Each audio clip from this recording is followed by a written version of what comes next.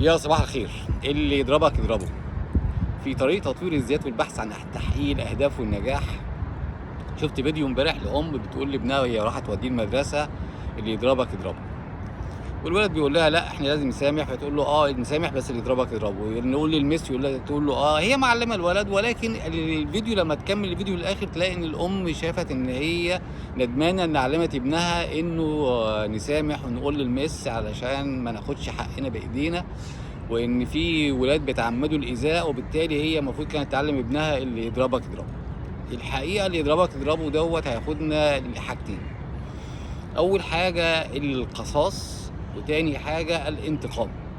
الحقيقه الانتقام هو شعور داخلي بايذاء من تعمد ايذائك، وهذا الشعور الحقيقه الانتقام هو شعور محرق للذات داخليا.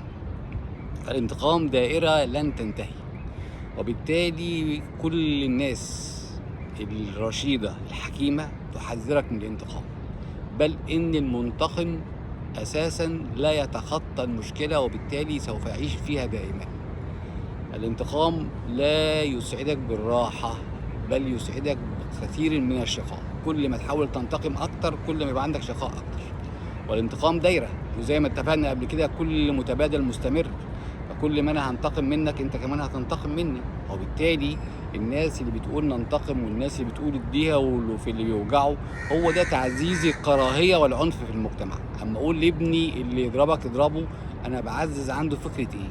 بعزز عنده فكره انه ياخد حقه بايديه. وبالتالي احيانا في ناس بتفهم ان الحل لحل مشاكلك انك تستخدم ايدك، والحقيقه ان لو الولد لو اتبع هذا السلوك مع نفسه ومستقبلا، اول ناس هتبقى الخسرانه هم اهله اللي في البيت، لان هو هيبقى هو ده الاسلوب اللي هو ماشي بيه.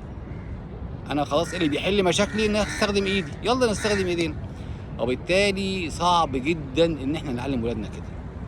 والحقيقه انه من الخطا الجسيم ان اقول لابني خد حقك بايدك. كل واحد في المجتمع خد حقه بايده، حتى لو كان حقه، بقت غابه. مفيش حاجه اسمها اللي يضربك يضربه. وبعدين يا جماعة قلنا قبل كده الحماقات الصغيرة تؤدي أحيانا إلى كوارث كبيرة. الشباب الصغير اللي في كلية طب وكلية هندسة اللي كانوا بيعكسوا البنات على طريق الواحات وخلوا البنات تخش في العربية، الشباب دولت رغم هذا التعليم العالي إلا أنهم ارتكبوا حماقة صغيرة. هم بيعكسوا بنات في الآخر، يعني بيزنقوا على البنت في الطريق بيعكسوها. هم في وجهة نظرهم إن هم بيعملوا حاجة بسيطة مش هتحصل، يعني ايه اللي هيحصل يعني. ولكن هذا ودانا لكارثه عظيمه قد ممكن تؤدي الى ان البنات دي واحده فيهم تفقد روحها لا قدر الله، او يحصل لها حاجه، او الحادثه دي تاثر على مخ واحده او حركه واحده. تخيلوا لو ابنك اللي انت بتقول له اللي يضربك يضربه، واحد زقه فهو واقفين عند السلم فزق التاني فهو وقع من على السلم. تخيلوا ايه ممكن كميه الاضرار لا قدر الله يوصل ليها هذا الطفل اللي اتزق ده او ده، انه يقع من على السلم كده ولا كده.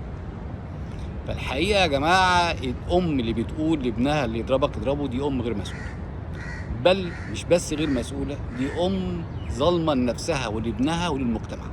لان تعزيز العنف، روح العنف وسلوك العنف والكراهيه في المجتمع، الحقيقه انه دوت يؤدي الى هلاك المجتمع كله.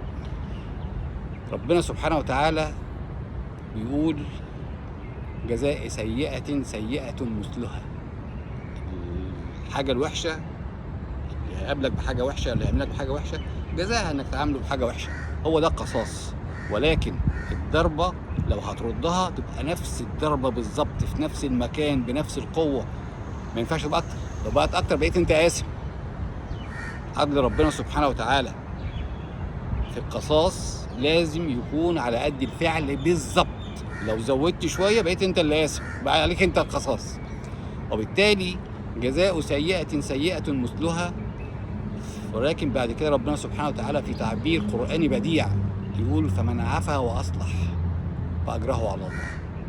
ربنا سبحانه وتعالى هنا بيربط العفو بالإصلاح، يربط العفو بالإصلاح، لأن من يعفو هو في الآخر بيصلح. ربنا ربنا الذي قال بسم الله الرحمن الرحيم فادفع بالتي هي احسن فاذا الذي بينك وبينه عداوه كانه ولي حميم. فمن عفا واصلح، فربنا يربط العفو بالاصلاح، فمن عفا واصلح فاجره على الله. تخيل بقى ان انت اجرك عند ربنا، هو اللي هيجازيك، الكريم العظيم صاحب الجزاء. فمن عفا واصلح فاجره على الله. الآية اللي بعدها بقى، الكلمة اللي بعدها ايه؟ إن الله لا يحب الظالمين. إن الله لا يحب الظالمين، سواء اللي ضرب في الأول أو سواء اللي خد حقه بزيادة أو سواء اللي انتقم بزيادة، كل ده ظلم. ليه أدخل ابني في دايرة الظلم؟ وليه أعلم ابني إن خد حقك بإيدك؟ مفيش حاجة اسمها خد حقك بإيدك. أعلم ابني إن في حاجة اسمها قصاص، في حاجة اسمها أنا دافع عن نفسي، ولازم في الأول أعلم ابني إزاي مهارات التواصل.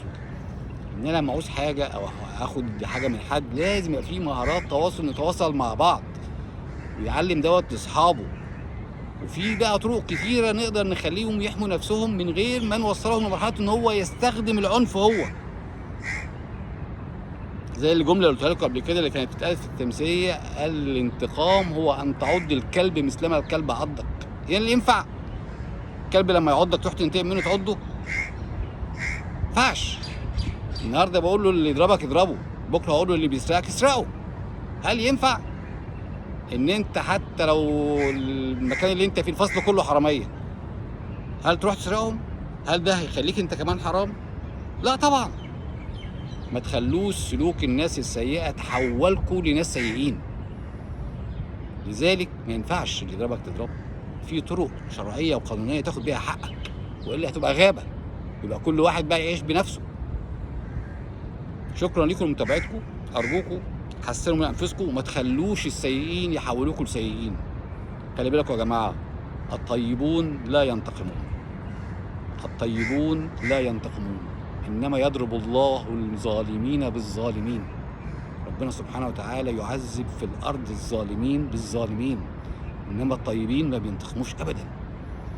خلوا ولادكم يبقوا طيبين، عززوا روح التسامح والعفو في المجتمع، بطلوا تعلموا ولادكم العنف. والاخر نرجع نقول هو المجتمع بقى عنيف قوي كده ليه؟ عشان احنا طلعنا اولادنا عنف. شكرا لكم متابعتكم، ارجوكم ما تنسوش تعملوا لنا لايك وشير على فيسبوك تيك توك، سبسكرايب على اليوتيوب. انا عمرو محمود، ودول كلمتين من القلب. صباح الفل.